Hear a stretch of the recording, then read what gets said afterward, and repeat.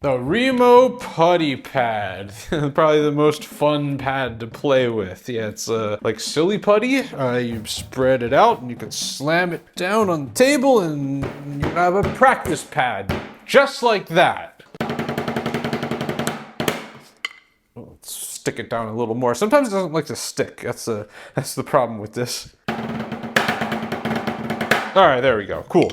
So I actually have 2 of these putty pads. It's interesting. The containers here, they're printed differently, like the labels on them. I guess they revamped it at some point. So let's take our second one out and we can make a second drum, basically. Maybe I should get 5 of these and make a tenor putty pad. Ooh, that would be interesting. So I've noticed the putty pad, it doesn't like to stick to plastic. It's gonna come up pretty easily on this table. The wood, it stays down a little bit better.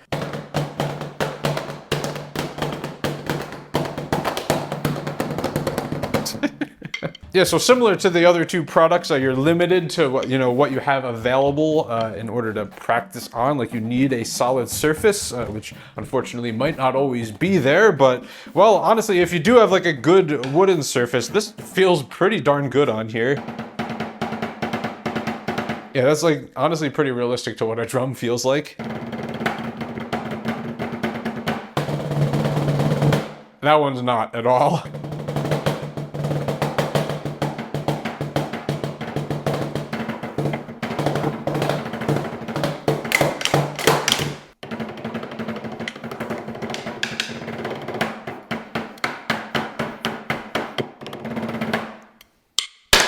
Yeah, so the putty pad, I scored it pretty high in realistic feel, assuming you have a good surface. I couldn't score it any higher because of, if it's on a crappy surface, it won't be that good. The volume is okay, price and weight are both perfect with some bonus points. It also receives an inconvenience penalty of -5 because you're limited to, having a surface, and also you gotta set it up on the surface in order to play it. But it gets a fun bonus of 1. Because dude, it's just so fun to mess around with all this. Like, look how much fun I'm having. I have like a drum circle, but I don't want to hit in the drum. I want to hit only the rim.